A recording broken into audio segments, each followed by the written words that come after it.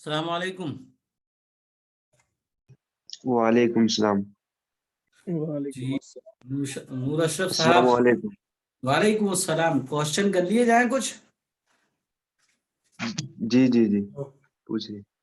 اچھا یہ بتائیے سورہ فاتحہ یعنی الحمد شریف کے اینڈ میں نماز کی حالت میں جی ہو یا بغیر نماز کی حالت میں جب اینڈ ہو جائے تو کیا پڑھنا چاہیے؟ آمین پڑھنا چاہیے. اچھا سورہ فاتحہ کے کتنے نام ہیں؟ 7 نام ہے. اچھا یہ سورت مکی ہے مدنی؟ مکی. مکی. اس میں کتنی آیت ہیں؟ 7. اچھا اس کا عربک نام کیا ہے جو آیتوں کی طرف اشارہ کرتا ہو؟ نہیں پتا. سبع مسانی. سبع مسانی. اچھا یہ بتائیے کھانے آپ کی یہ دوسری کلاس ہے یا پہلی ہے؟ تیسری کلاس ہے. تیسری کلاس ہے. اچھا دعا و سنت میں کیا ہو گیا تھا؟ دعا و دعا سنت میں اور سنت میں کھانے کی طریقہ کا کھانے کی سنتیں بتائی تھی یا جی جی کھانے کی دعا کھانے کے بیچ کی دعا بتائی تھی؟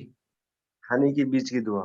اچھا تو آپ بتائیے سنائیے کون سی ہے کھانے کے درمیان کی دعا؟ الحمدللہ الذی اطعمنا ہوں وسقانا وجعلنا من المسلمین. اچھا اس کا میننگ بتائیں. مطلب میننگ تو یاد نہیں ہے. اچھا نیت میننگ یاد نہیں. میننگ مجھے اچھا اچھا میں نے شروع کی میں نے ہوں پہلی اور آخر.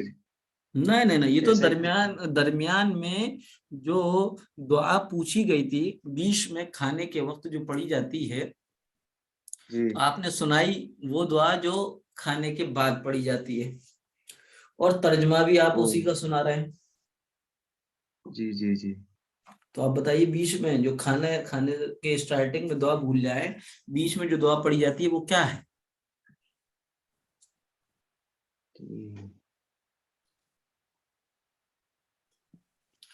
نہیں معلوم. آفریدی بھائی جی آپ جی بتائیے. اب آفریدی. باللہ.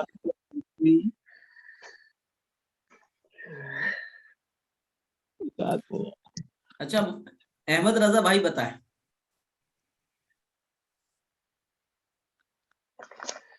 اب باللہ و آخرہ بسم اللہ.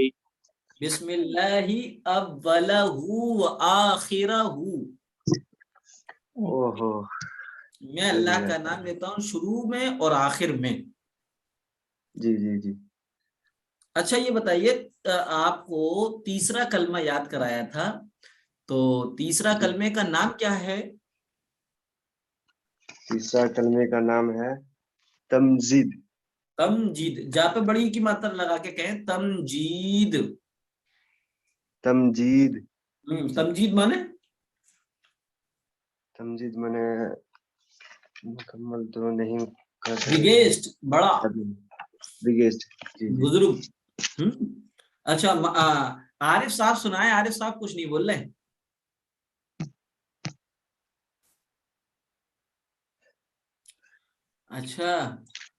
اچھا کوئی بھائی یا کوئی ساتھی صرف جی کلاس کو اس لیے نہ چھوڑے کہ میں سن رہا ہوں. جیسا کہ ابھی آفریدی بھائی آئے تھے تو وہ چلے گئے.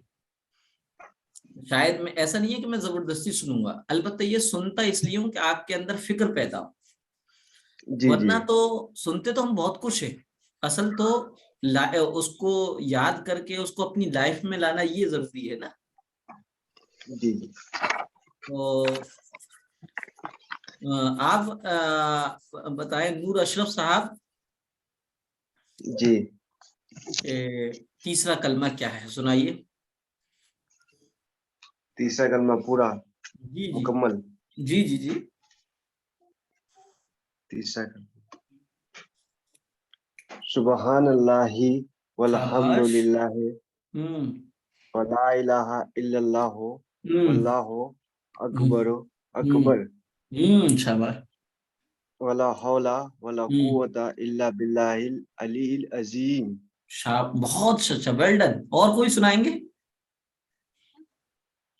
अहमद रजा भाई क्यों पीछे हैं आज? सुब्हानल्लाहि वल्हम्दुलिल्लाहि वला इलाहा इल्लल्लाहु वल्लाहु अकबर वला हौला वला कुव्वता इल्ला बिल्लाहिल अलीयुल अजीम। अलीयुल हो रहा है, अलीयिल बताया था। अली, अलीयुल, हाँ, यहाँ पे छोटी ई की मात्रा, ओ की छोटे ऊ की मात्रा नहीं, यहाँ पे छोटी ई की मात्रा, अलीयिल अजीम। अच्छा, मुश्तबा भाई नहीं बोल रहे जी। आपने सुना दी मुश्तबा भाई? जी वो तीसरा कलमे का सुंदरम था, अच्छा अच्छा प्रॉब्लम था। अच्छा अच्छा, कोई बात नहीं। अच्छा ये बताइए, हम मसाइल में वुजू में 4 फर्ज बताए थे आपको, वुजू में जी जी 4 फर्ज बताए थे। अब बताइए वुजू के फर्ज की डेफिनेशन बताइए, फर्ज किसे कहते हैं? मेरी आज फर्स्ट क्लास है। अच्छा फर्स्ट क्लास है, ओहो सॉरी सॉरी। जी हो। अच्छा आरिफ साहब, ये क्या रोजा रख रखा है, मौन व्रत रख रखा है? अच्छा अहमद रजा साहब बताएं, वुजू के फराइज की डेफिनेशन बताएं। वजू मुकम्मल ना हो। हाँ, थोड़ी सी मिस्टेक कर दी। वुजू के फराइज उन चीजों को कहते हैं जिनके ना करने से, जिनके छूट जाने से, या जिनमें कमी रह जाने की वजह से वुजू ना हो। जैसे पहले बेवुजू था, अब भी बेवुजू रहे। जी। अच्छा अशरफ जीलानी साहब, आप जी। ये बताइए कौन कौन से हैं 4 फर्ज वुजू के? पेशानी से हम्म, तो ये जो जहाँ दाढ़ी उगती है, मुझे मुकम्मल नाम याद नहीं है चिक वहाँ। चिन और चिक चिक चिन चिन चिन, जी जी जी जी हम्म, कान के पहले लो से दूसरे लो तक धोना। क्या धोना? जी, कान के पूरा, पहले लो से दूसरे लो तक पूरा चेहरा धोना। जी जी हाँ एक फर्ज हुआ जी। दूसरा? पूरे चेहरे धोना। उसके बाद दूसरा है पूरे टखनी तक हाथ को धोना, दोनों हाथों को धोना। बहुत शानदार जी। तीसरा? उसके बाद सर के 1/4 भाग का मसा करना, मुकम्मल बहुत मसा करना। शानदार माशाल्लाह। और चौथा तो रह ही गया।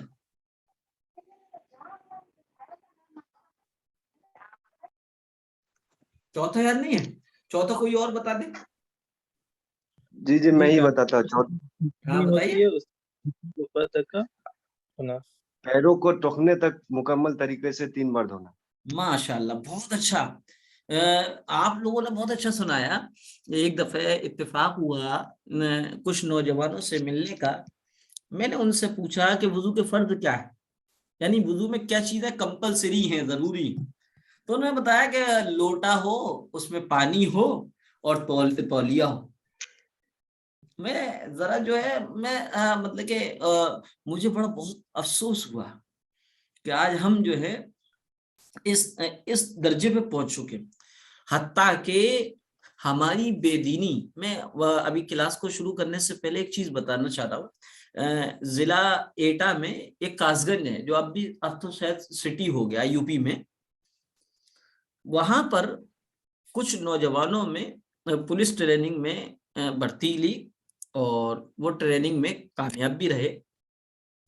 अब उनकी जो था इंटरव्यू होना था, जो होता है ज़बानी जो इंटरव्यू होता है वो होना था।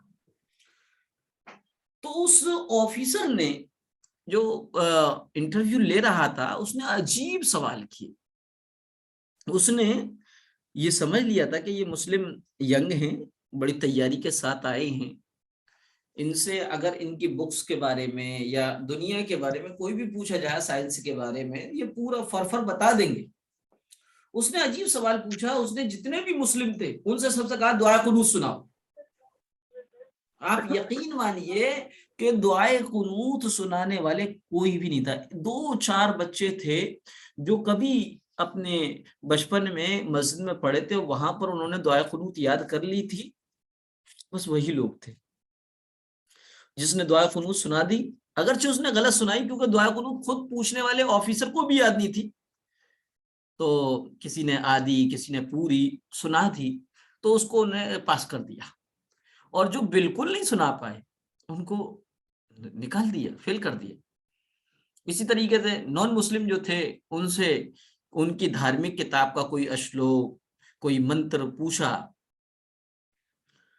تو وہ نہیں بتا پائے، تو پتہ چلا کہ ہم سے بڑے جو لوگ ہیں اور ہمارے غیر اس بات کو خوب اچھی طریقے سے سمجھتے ہیں کہ مسلم جو ہیں اپنے ریلیجن میں کتنے پانی میں ہیں، یعنی ان کو کتنے اپنے مذہب کا اپنے دھرم کا گیان ہوتا ہے۔ تو آپ لوگ جو ہیں جو بھی کلاس میں پڑھیں، بہتر یہ ہے کہ اتنے وقت میں آپ کچھ نہ کچھ اس کو دوہرا لیا کریں، ریپیٹ کر لیا کریں۔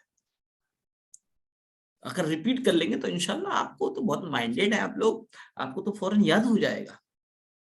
بہرحال آج ہم آپ کے سامنے چلتے ہیں، کلاس سٹارٹ کرتے ہیں قرآن میں، اور ہم جو ہیں آپ کو آج قرآن کریم کی جو سب سے آخری صورت، آخر سے پہلے والی، جسے قل هو اللہ احد کہتے ہیں، اس کے بارے میں بتائیں گے۔ وہ تو سبھی کو یاد، تو سبھی کی ہوگی نا، یاد ہے؟ جی جی یاد جی نہیں ہے؟ جی السلام علیکم۔ ماشاء اللہ۔ جی ہو یاد۔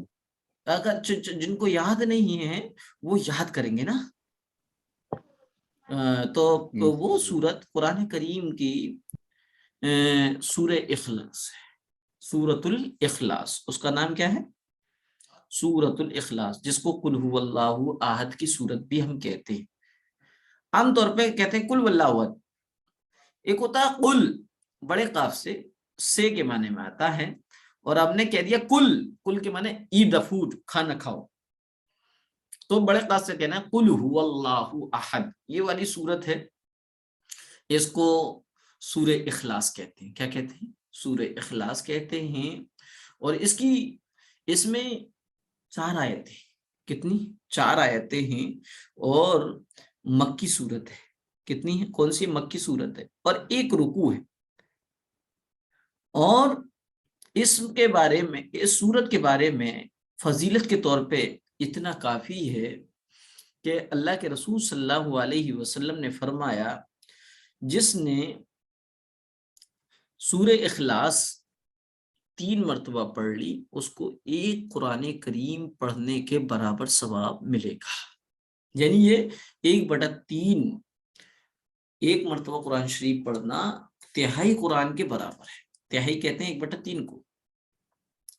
تو اس کی فضیلت میں فرمایا کہ جو شخص اس کو 3 مرتبہ پڑھ لے گا اس کو 1 قرآن کریم کے برابر ثواب دیا جائے گا۔ دوسری فضیلت یہ ہے کہ میں نے بتایا تھا کہ گھر میں داخل ہوتے وقت 3 کام جو بھی کر لے تو اس کے رزق میں برکت ہوگی۔ نمبر 1، سلام کرے گھر میں داخل ہو، سورہ اخلاص یعنی قل هو اللہ احد کی سورت پڑھے، اور درود پڑھے۔ جو یہ 3 کام کر لے گا اس کے گھر میں برکت بہت آئے گی۔ تو بہرحال یہ سورہ اخلاص، اس کی فضیلت تو یہ رہی، 2 فضیلتیں بتا دی۔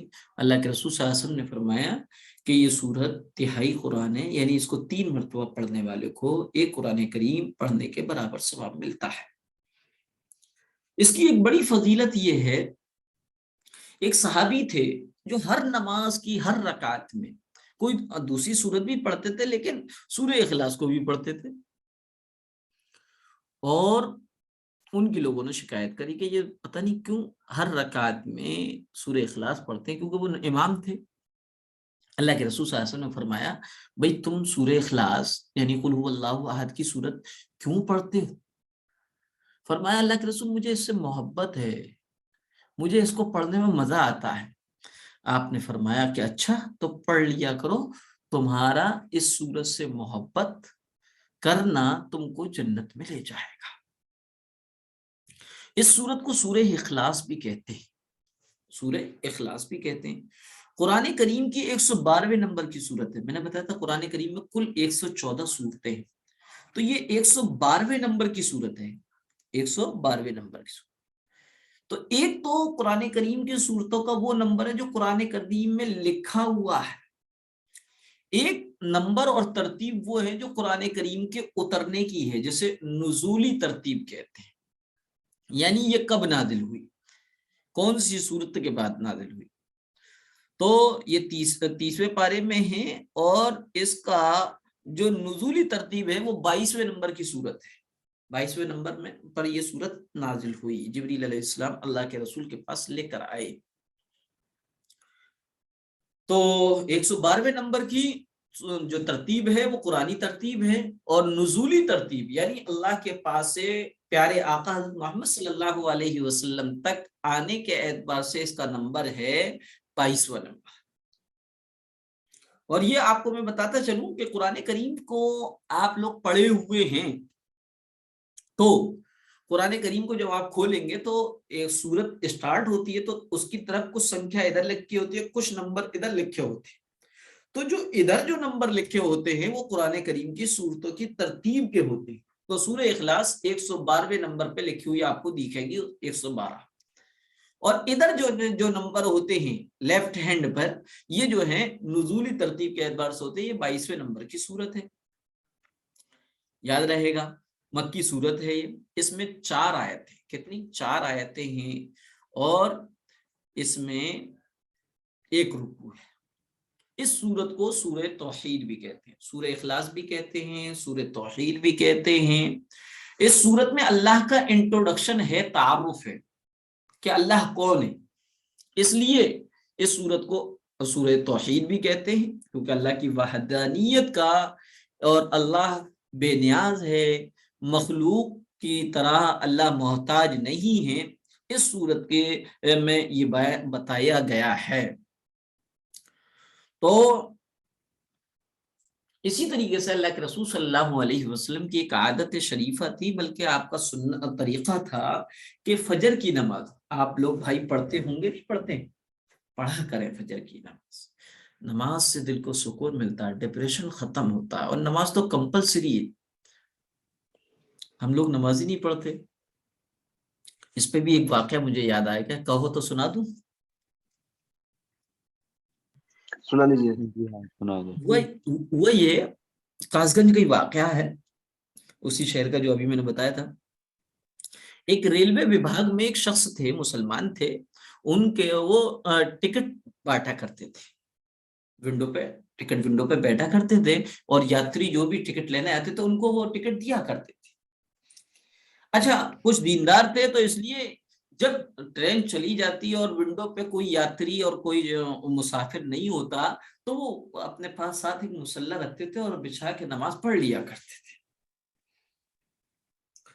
تو لوگوں نے دیکھا، ان کے اسٹاف کے لوگوں نے، ان کے اندر بھے پیدا ہو گیا، ڈر پیدا ہو گیا، بھئی یہ تو پوجا پاٹ شروع کر رہا ہے۔ تو جیلیسی رکھنے والے ہر وبھاگ میں ہوتے ہیں، مسلموں سے محبت کرنے والے بھی ہوتے ہیں، تو ان کی شکایت اوپر پہنچا دی کہ یہ تو پوجا پاٹ کرتے رہتے ہیں، یاتریوں کو جو ہے نہ تو ٹکٹ دیتے ہیں، لوگ پریشان بھی رہتے ہیں، اپنی ڈیوٹی صحیح سے نہیں نبھا رہے ہیں۔ اوپر سے آرڈر آ گیا اور ان کو جانا پڑا، ان کو ریزائن مطلب کہ ان کو سسپینڈ کر دیا گیا۔ اچھا، ان کا ایک بچہ پڑھتا تھا مدرسے میں، انہوں نے فون کیا مدرسے والوں سے، کہا کہ میں اپنے بچے کی منتھلی فیس اس مہینے میں اور 2-3 مہینے تک پے نہیں کر پاؤں گا، کیونکہ میں جو جاب کرتا تھا وہ میری جاب چلی گئی۔ مولانا نے پوچھا کیوں چلی گئی؟ کہ پتہ نہیں کیوں چلی گئی، لیکن مجھے ایسا لگتا ہے شاید میری نماز پڑھنے کی وجہ سے میری جاب چلی گئی۔ اچھا، مولانا کہا نماز پڑھنے کی وجہ سے تو رزق کی تنگی نہیں آتی، بلکہ نماز پڑھنے پر تو اکانومی یا معاشرے کا اور ذریعہ رزق کا وعدہ کیا گیا ہے، لہذا کوئی اور بات ہے۔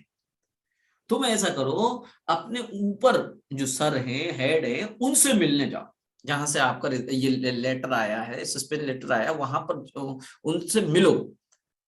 کہا کہ حضرت کچھ نہیں ہوگا، اب تو سب کچھ ہو گیا۔ کہا کہ نہیں، میرے کہنے سے ملو، جاؤ ملو۔ چنانچہ وہ شخص جو ہے اپنے اوپر جو باس تھے ان سے ملنے پہنچے لکھنؤ غالباً، اور ان سے بات کری. بات کرنے پر انہوں نے کہا ارے تم تو وہی ہو، تمہاری تو بہت ساری شکایتیں آئی ہوئی ہیں، تم نماز پڑھتے رہتے ہو، اپنی پوجا پاٹ کرتے رہتے ہو، نماز پڑھنی ہے تو نوکری کیوں کری، نوکری ہٹ جاؤ. کہا سر میری شکایتیں ہیں کہ ہاں بہت ساری شکایتیں ہیں تمہاری، تمہارے اسٹاف کے سب لوگوں نے کوئی ایسا بندہ نہیں ہے جس سے شکایت نہ کی ہو. کہا سر نہیں، میری شکایت جو کہ جس نے کی ہے وہ غلط کی ہے. کہ بات کیا ہے کہ سر میں جو ہے جب ٹرین چلی جاتی ہے، یاتری ٹکٹ مطلب کہ ٹکٹ پہ ونڈو پہ نہیں ہوتے ہیں، خالی وقت میں 5 یا 7 منٹ میں اپنی نماز پڑھ لیتا ہوں. کہ نماز پڑھ لیتے تو 5-7 منٹ میں؟ کہ ہاں سر کیا پوجا کرنا غلط ہے؟ انہوں نے کہا کوئی غلط نہیں ہے، اگر کوئی تمہیں اپنی ڈیوٹی صحیح سے نبھا رہا ہو تو اپنی پوجا کر سکتے ہو، نماز پڑھ سکتے ہو، کوئی غلط نہیں. تو انہوں نے کہا یہ پوجا تم صبح کر کے آیا کرو.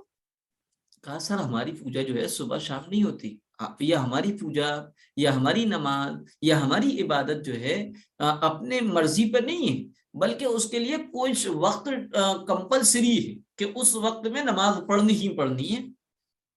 سب سے مل کے نہیں پڑھ سکتے تو اکیلے پڑھ لو. کہا اچھا ٹھیک ہے، تو تمہارے یہاں کمپلسری ہے تو کتنی نمازیں کمپلسری ہے؟ ویکلی ایک نماز کمپلسری ہے اور ایک ہی فرض ہے، یعنی جمعہ، وہی تم لوگ شوق سے پڑھتے ہو، ہم نے دیکھا ہے.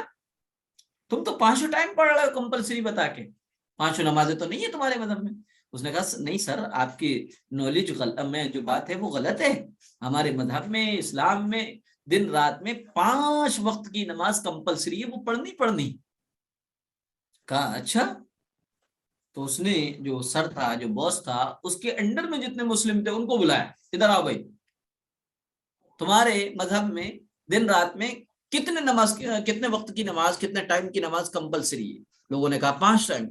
5 ٹائم کی تم لوگ کیوں نہیں پڑھتے؟ تو کوئی جواب نہیں.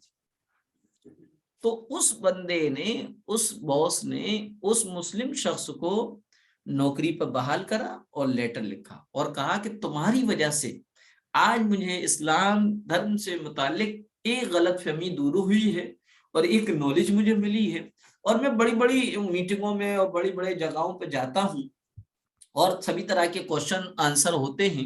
اگر مجھ سے کوشچن پوچھا جاتا کہ مسلمان دن رات میں کتنے ٹائم کی یا مسلمانوں کے پر نماز جو ہے کتنے وقت کی کمپلسری ہے، تو میری نالج میں تو یہی تھا کہ ویکلی ایک نماز ہے جمعہ، میں تو وہی بتا دیتا. لیکن تم نے بتایا کہ 5 ٹائم کی، تمہاری وجہ سے آج میری نالج میں اضافہ ہوا ہے، لہذا آپ کی نوکری بحال کی جاتی ہے، اور آپ کو یہ وہ کیا ہے اسٹاف کے لوگوں کو میں لکھ رہا ہوں کہ کوئی ان کو پوجا کرنے سے نہ روکے اگر ان کی پوجا 5 منٹ میں ہو جاتی. تو وہ شخص آنے کے بعد اب وہ پہلے فرض پڑھتے تھے، اب سنت بھی پڑھنے لگے. کہا کہ اب تو لکھوا کے لے کر آیا ہوں، پہلے تو فرض ہی پڑھتا تھا، اب سنت بھی پڑھوں گا. تو بہرحال ہماری دین سے دوری ہمیں جو ہے غیروں کی نظر میں بھی کیا پیش کر رہی ہے. آپ دیکھو کہ ہم صرف جمعے والے ہیں، ایسا لگتا ہے کہ جمعے کی نماز ہی کمپلسری ہے. بہرحال اللہ کے رسول صلی اللہ علیہ وسلم سورہ اخلاص قل هو اللہ احد کی صورت جو فجر کی نماز ہوتی ہے اس سے پہلے 2 رکعت سنت نماز پڑھی جاتی ہے. اس کی پہلی رکعت میں قل یا ایھا الکافرون کی صورت پڑھتے تھے، دوسری رکعت میں سورہ اخلاص پڑھتے تھے. اور اس کی وجہ یہ بتائی کہ ہم ہر بندے مومن کی، ہر مسلمان کی دن کی شروعات جو ہے وہ اللہ کی وحدانیت کی اقرار سے شروع ہونا چاہیے. بہرحال سورہ اخلاص ہے، اس میں اس کے نازل ہونے کا ریزن کیا ہے؟ کیونکہ قرآن کریم میں 114 صورتیں ہیں جو نازل ہوئی ہے. جس واقعے کی وجہ سے، جس ریزن کی وجہ سے کوئی قرآن کریم کی آیت یا صورت نازل ہوتی ہے، وہ واقعہ اور وہ سبب اس صورت اور آیت کا شان نزول کہلاتا ہے. کیا کہلاتا ہے؟ شان نزول. تو پیغمبر صلی اللہ علیہ وسلم نے لوگوں کو، پیارے آقا نے ایک اللہ کی دعوت دی. مکہ والوں نے کہا کہ اے محمد تم کس اللہ کی دعوت دے رہا؟ دیکھو ہم جن کی عبادت کرتے ہیں ان کی تاریخ ہے، ہسٹری ہے، اتہاس ہے، 360 مورتیوں کی عبادت کیا کرتے تھے مکہ والے.